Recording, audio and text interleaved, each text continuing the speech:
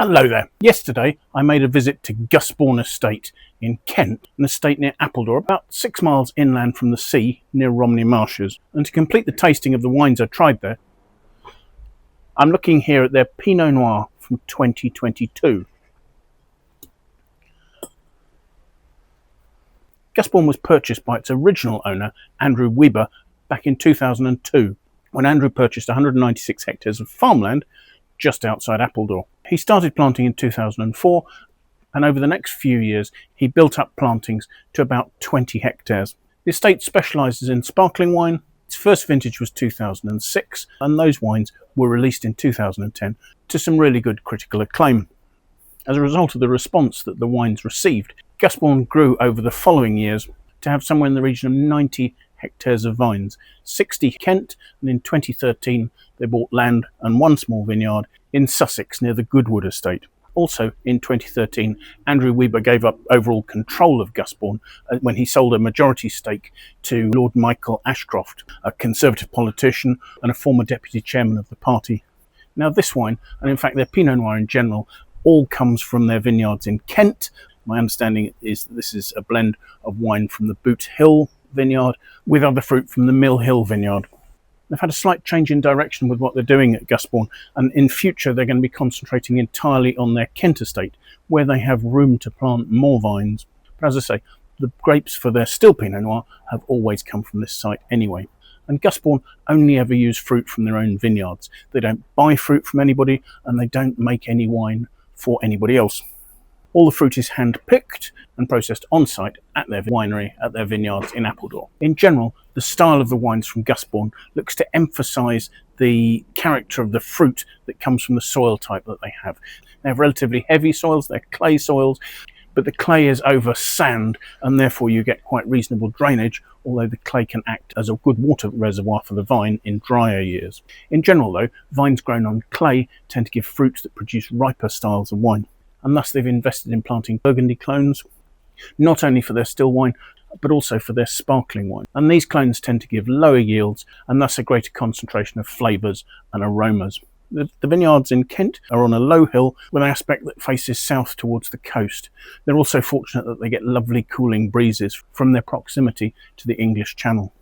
Gusbourne's main focus has to be their sparkling wine, because they're only able to produce Pinot Noirs in years with favourably warm weather, and thus still wine only makes up about 5% of their total production.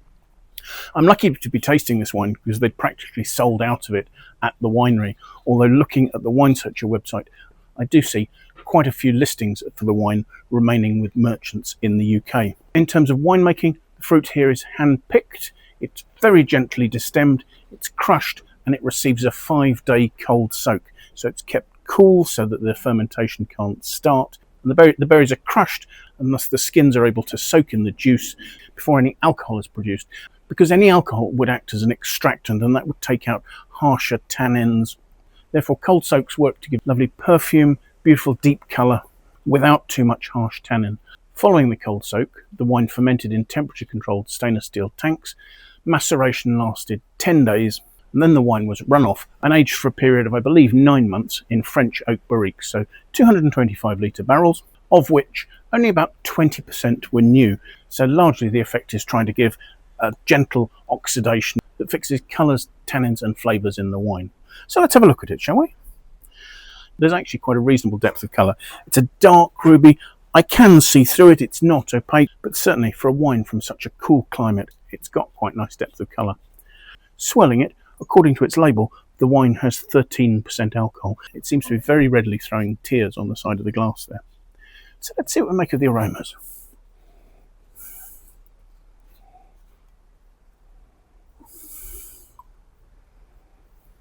The aromas are vibrant, they're lively, they're precise. There's a beautiful compote of soft red fruits here.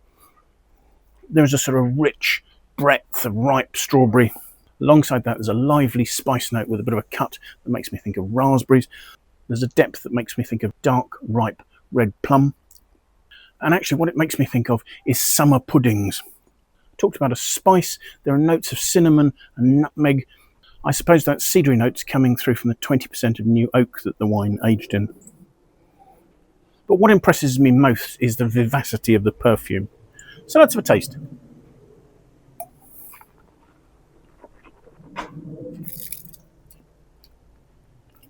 The wine is quite light-bodied. It's got a smooth, chocolatey texture. There's a little bit of grip, almost slightly velvety textured. The tannins show just a little on this light to medium-bodied wine. There's a really good freshness runs through the whole thing, giving what at first might seem to be slightly green notes, but actually they develop, they broaden out and become more sort of almost slightly licoricey. The tannins don't seem heavy, but they're fine, and they're elegant, and they're supported by this lovely freshness, which is giving a good length of flavour. The vivacity of this wine makes me think of really good quality Bourgogne Rouge. There's a lovely freshness and elegance here.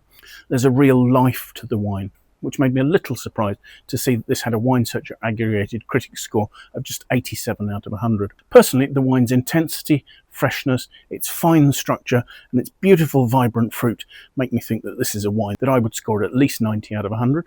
It lacks the weight and richness to get a score much higher than that. But in terms of a fresh, elegant, vibrant Pinot Noir, I think this is a really nice example of that. I think it's a huge problem for producers like Gusbourne that they can't produce these wines regularly every year. But in the years that they do, they clearly can produce some excellent wines. I don't think it's necessarily a wine that I would want to put away and age, because I love its freshness, its vibrancy, and its primary fruit.